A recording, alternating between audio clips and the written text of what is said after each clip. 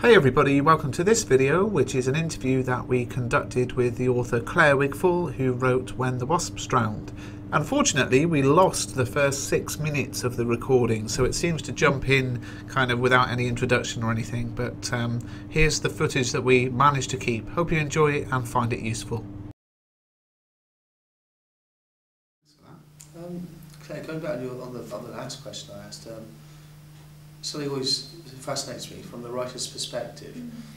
Your story is open-ended. When it finishes, it's really up to the reader's interpretation as to whether they think the body is found or left, or whether the children get found out without the mother and all of that. But in your mind, as the creator of the story, do you have a resolution? Do you actually think, well, I know what happened to Mr. Mordecai, but or like the readers, do you just leave it open-ended in your mind as well? I think I usually, yeah, that is a good question. I think I usually have an idea. I have an idea in my mind of what I think is happening. I mean, also, I often write a lot of notes like that connect with every story that I actually write, and so there's a lot more that I write that doesn't go into it. And I think that's very important, and for anyone who's wanting to try writing themselves as well, it's very important for you as the writer to know your story and to know your characters and to know everything about them. Because if you don't, it's not going to be believable for the reader. But that doesn't mean you have to tell them. No. Well, it doesn't mean you have to tell them, because at the same time, I want them to come at what you realise, and what I've come to realise now, having published, that every reader is going to come at it from a different place, from different experience, and they're going to be putting different things into their reading of the story.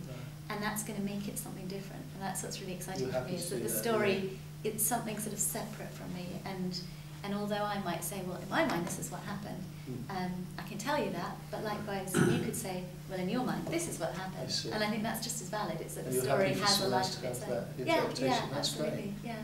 And the interesting thing as well is that Mr. Mordecai, the supposed villain of the piece, we don't actually know if he is. There's no description of him. Yeah. We don't know what he looks like. And like you say, you probably know what he looks like to you, but if you were to write that down, that stops all the creativity. Whereas for me, when I read it, I picture someone like you, Mr. Haynes. You're the Mordecai of my reading. Honest to know. And you're the Therese as well. Well, no, exactly, but because I don't tell it, because I don't state it, everyone will come up with a picture in their head of this Mr. Mordecai, and because I leave it to the reader to work it out, and their Mr. Mordecai is as real as my idea of Mr. Mordecai, but because I leave it to you, he's going to take on a slightly more sinister aspect of what for you is your personal idea of this slightly sinister, mysterious character next door. It's great, isn't it? Whereas if I just said, oh, he's fat and 40 years old, you might think, oh, but it'd be much more scary if he was 20 and skinny and tall and tattoos. So the thing, as we talked about last year, the things you leave out are actually the most sinister parts sometimes. That's great. Anyway, that wasn't even my question. Another question from someone on YouTube. Why is there a distinct lack of men in the story? Yeah. Again, I didn't really think about that until it was finished and I started sharing it with others.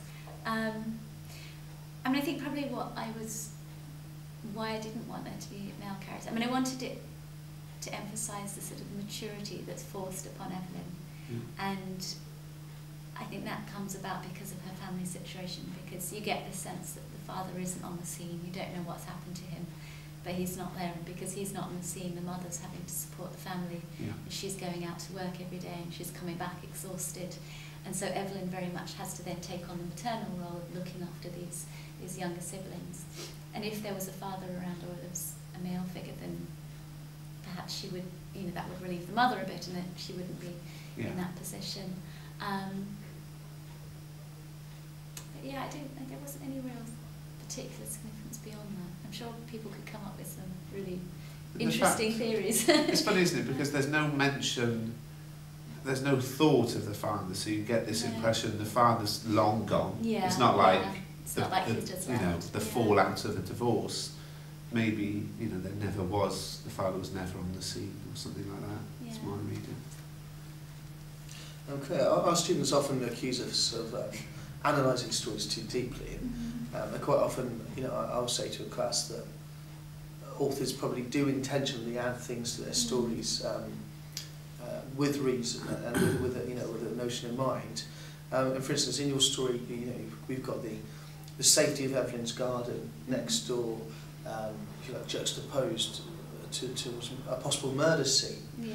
And as a writer, do you intentionally insert, you know, juxtaposition and other techniques, or is it just a guy next door and that's how it happened? Or, you know, do you have a forethought before you go into it?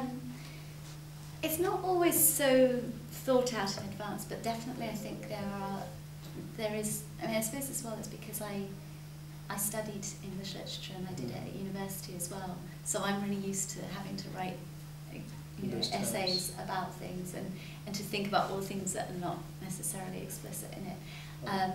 And so I think I do have that in mind when I write my stories, and I always want, and sometimes I think, well, if I were writing an essay about this, what would I say? So of course I'm wanting to put things in that there'll be stuff there. You can have a go. We'll mark it. so that there is enough there that people will be able to think beyond the words on the page. So the analysis is not, so the students shouldn't get too annoyed with you. Good. Us authors are thinking about, you know, how it can be interpreted. You proved my theory. Analyse. And I'm sure, there's really lots of ideas coming up that wasn't in my intention originally. But also there's things that sometimes I don't realise until afterwards what I've been doing, and it sort of happened quite naturally. Nice. Yeah, I'm like, oh yeah, obviously I've done that for a reason. I see. It's nice to identify at the end. Yeah, okay. I've got, my next two questions are questions that I think lots of people have answered, but I'd love to know your answer. So, what would you say is the major theme of the story? Or the message, or the moral?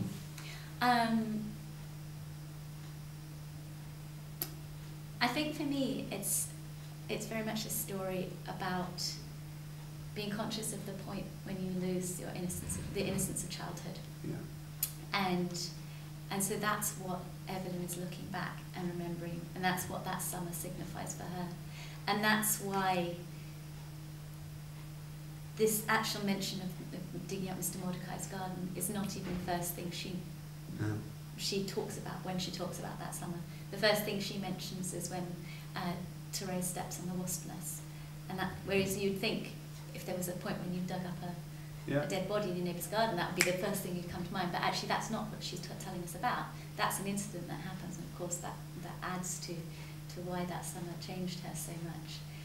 But yeah, that was the summer where she stopped being a child, or started realising that there's this adult world, and sort of started, she was on that brink, and that's what it's all about for me. Very similar to The Darkness Out There, as we were saying in our video last week, weren't we? That a girl who is coming from a girl to a woman, who's becoming aware of her body, fashioning a bikini top, all that sort of stuff, and how the main event of the story is actually almost a subplot to that, because, you know, all the way through she's not actually that bothered about finding the body, is she? Where in the same way in The Darkness Out There, Sandra isn't that bothered about the Nazi, you know, they're more kind of wrapped up in their own growth and development. And then very definitely at the end, I mean, I wanted, you know, the story's about losing that innocence of childhood, but also the end, I mean, the final line is that they step back out into the sunlight of the garden. And so there's a sense that the children who are complicit in keeping the secret, they then go back out into the garden, which is this safe place that they've known, you know, it's where they've sort of grown up and they feel comfortable and safe and protected. And they consciously choose to go back into that, even if it's only for a temporary, you know, even if they can only hold that innocence for a little bit longer, they decide to do so. So I thought that contrasted with, you know, that brought an end to our barefoot wanderings. So it's almost like sort of Garden of Eden. That's it's great. Destroyed. Excellent. Thanks for that. Claire, now that you've been included in the AQA anthology, and your short story's been read by probably thousands of students and teachers, does that influence your future writing in terms of how you would write for an audience, or have you always just written what you want to write regardless of who might read it? Yeah, I mean, I definitely, when I was writing the first collection from which this story comes, I was not thinking about an audience at all. I was just writing for myself. And it really was a surprise to me when I mean, it sounds really ridiculous because, of course, that's why most people write, because they then assume it's going to be published and their work is going to be read. But when it was published and people actually did start reading it, they went, why? Why do you want to read it? You don't know me. You know, and definitely I am more conscious of a reader now. And it sort of seems, in some ways, I sort of missed that, almost that innocence that I had when I was writing the first book of not having to think about the fact that someone else is going to read it. Does it get in the way a bit more then with your, something you have to think about? Well, you don't have to, but you think about it now that you didn't. Well, now I'm just aware that there are readers out there. You know, it's not just a sort of one-sided thing. But it's also opened up a lot in that, like I said, now I'm much more aware of the power of the writing in itself, in that it's what I'm creating is not just something for me and for me to sort of deal with my own thoughts, but it's also creating something that then has a power to be read by someone else and to have some different relevance in their lives. And that's really, really interesting for me, and that's what it actually makes it feel much more sort of satisfying in a way that I'm doing, that I'm doing something that's not just for myself. But I do still try to not think too much of the, or not to let that limit me. Like, for example, I've written a lot of stories that are about places I've never been to, and after the book came out, because some of the stories were on the radio, and suddenly people who came from those places said, well, this isn't what it's like, and that sort of took me back a bit, because I was like, well, of course it's not, I've never been there, I don't know what it's like. But at the same time, I sort of come to realise, I think that's still it's my, these are my stories, it's my fiction. I'm not saying I'm writing non-fiction. It's my intention, it's my world, and I want to protect that. And so now maybe I'll protect myself a little bit more. That, you know, I read a story recently that's sort of set in some Eastern European country, and I said maybe it's Moscow, but maybe it's not. Maybe it's not. You can't be accused of getting a geographic location mixed up. Exactly. It's clever. But just to clarify, the next book will have When the Wasps Drowned 2, The Return of Mordecai. The Return of Mordecai. What happened next? So in your new book, is there going to be that same kind of mystery? Would you say that's something that makes you, that we're going to have to work out what's going on? I think there are still quite a lot of mysteries, Good. Yeah. So you can still get out your detective cap. Mr. Hayden and I read those stories in our separate houses and then would text each other, what do you think this is? And it was like a game of catch-up. Yeah. Probably 1 or 2 a day, wasn't it? Yeah, it was great. Yeah. I liked it. And Mr. Hayden would just text, go away, I'm watching Coronation Street. Very rarely. Just the omnibus on Sunday. With that in mind, talking about reading the stories, and I mean, what you did for us last year, I think, was, I've always read novels and poetry a lot, but I've never really read short stories. And having to teach the anthology, we obviously had to get to know the stories, and yours was the one that really stood out for me in the collection. And then I read the book, and and it's something I never considered. But as a short story writer, do you think enough is being done for the form of short stories? Because many people go to a bookshop and they buy a novel, but they won't think to buy a collection of short stories. Yet the pleasure you can get from that is just as great, if not, it's shorter and sharper sometimes. And do you do anything as a writer with other writers to further the short story itself? Yeah, I mean, there's been a lot of work and a lot of efforts, because especially in Britain, short stories have been really suffering because people don't really read them, so then publishers don't want to publish them, and it makes it much more difficult if you're writing short stories. And there have been a lot of efforts, and they've come up with some big prizes now, and they've come up with new attempts to sort of put stories in places where people can read them in newspapers and magazines. Oh, that's good, and I think it's really good because they are a very different form. Then it's not like reading a novel; it is different. No, it's different, and I think sometimes people don't like it because it does involve a bit more work. It's not always so easy. And I have to admit, I didn't read a lot of stories when I was writing that first collection Really? at all. No, I really hadn't read a lot of short stories. It was only actually as I was coming towards the end of writing the book that I thought, oh, I better go and start reading some stories. And when I did, I started thinking, God, you know, I don't want to read a novel anymore, because when you start reading really great short stories with some really great authors, it's really addictive. And then you read a novel and you think, God, why did it take 300 pages to write what someone else can do I've just in bought 10? I've just bought Gorman Gas, which is like that thick. Yeah. You begin to wonder why. Yeah. So yeah, it's and we should say the collection that we're talking about is The Loudest Sound and Nothing, which is Clare's collection of short stories, which if you watch our other video, she was given a publishing deal and took 10 years to write the collection. Oh, sorry, I don't want to exaggerate. A very swift 9 years to write the collection, and it is an amazing collection of short stories that you know, people should pick up. Isn't it? It's reading a book like that is like watching short films. You know, they do on the film 4. You get about 6 or 7 different films, and they're all very diverse, different genres. And the stories in Clare's book are very diverse, different settings, different countries, different types of people, different historical contexts, and it's well worth a read if you do like When Wasps Drowned, definitely. Fascinating. Great. Okay, I've got a question that, again, I think is quite an easy question, but your answer will be fascinating. Could you summarise the story in one sentence? Without pause, repetition, hesitation. And it's probably something connected with what I was saying before, that the story is a story about the loss of childhood innocence.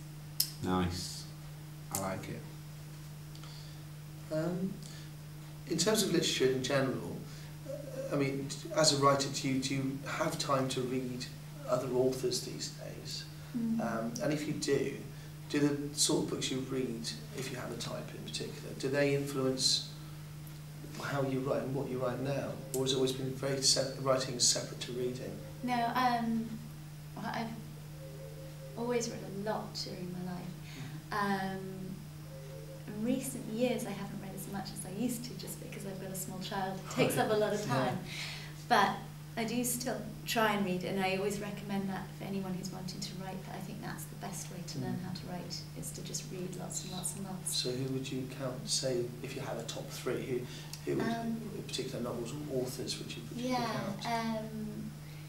God, it's always really hard to say. I mean, to limit it to story authors, to short story authors, just to cut it down a little. I really love J.D. Salinger, who some people might have read, The Catcher in the Rye. Very recently, actually, but also his short stories are great. I really love the author William Trevor, an Irish writer. He writes great short stories. Felicia's Journey. That's by him. There's some great young short story writers as well, like an American one, Karen Russell. She writes really crazy, really imaginative stories. I love her, and she's got a lot of playfulness in what she does. So many, it's really hard. But definitely, I mean, I read a lot, and I'm sure I'm influenced by what I read. Or it's just exciting to see different ways of doing things, because there's no fixed way to write. So. It's good that you're sort of a short story writer who's a short story expert as well. By the sounds of it, you do a lot of reading of that particular form. Become a specialist in your own role. Okay, my last question is, do you see a future for the characters in the story? Particularly, I think, not so much Mr. Mordecai, who I think we all picture as doing hard time in prison, but for the kids, do you see them kind of being happy and successful, or do you just not think about it? It's a good question, because obviously the story is told by Evelyn, but narrated at a later point. So, at some point in the future where she's looking back on the summer. I think she did okay. I don't think she was The girl did good. I think she did good. I don't think she was too messed up by the experience of finding this body. I don't think it traumatized her. I don't really know what went on to happen for them, but yeah, I think she was all right. Oh, bless her. What you got, Mr. Haynes? My last one's a bit obscure, I suppose, really. But if your short story was ever made into a sort of TV drama or filmed in some way, who would your choice for, say, leading lady be? Oh, if you can think of a contemporary actress. Good question. Your questions outstrip mine. Oh, see, I don't go on YouTube. I don't know. It's a good question. So it needs something fairly young, I suppose. Or if there was a Mr. Mordecai who was kind of written into it that you only saw, can you think of an actor that could pull off a presence like that? Or would you rather he wasn't seen as in the story? Yeah, maybe it would be better if he wasn't seen. If it does get made, could I be the finger with the ring on it? Maybe you I'm could get quite that happy role. to be buried in the soil. I like being As long as they don't want a hand modelled. I picture Bob Hoskins as Mordecai from, I think, the film version of Felicia's Journey. I think. Yeah. I see Alan Rickman. So I see. It would be interesting if someone wanted to make a film, but to see who they picked for the roles. Yeah, interesting. Whereas we all know, although Claire won't admit it, she just sees this old dentist. I never saw Mordecai, I only ever knew the name. So I you didn't don't ever go to even him know. as a dentist, so I don't know what he was like. I don't know what he was doing in his garden either. Brilliant. Do you think Dr. Mordecai, the real Dr. Mordecai, is still out there? Or maybe, do you think he might have ventured through to the other side by now? He's probably still out there. You should send him a copy. We could do a search for him and find out what he looks like. To see. That'd be great. Yeah. You say, you inspired me to write this, and then he reads it, he'd be like, what? He probably might sue me at that point. Yeah, we'll keep maybe that. We won't do that. So the big change since last year, when we asked you how can students get in touch with you, and you basically said you can't, is that you have now embraced the world of Twitter. Yeah. So I'll put your Twitter name. So they can all become I'll put it. friends. Yeah, I'll put it on the video. And but well, if people want to keep in touch with, I mean, I sort of use the Twitter just for occasionally letting people know if I'm doing anything, any readings, or publishing new things. Yeah. Or just having stupid thoughts as you do, put up on Twitter. Yeah, they can find me there. Excellent. Well, thank you very much, Claire, and we'll see you next year. Thank you very much. Thank you. Thanks. Thank you.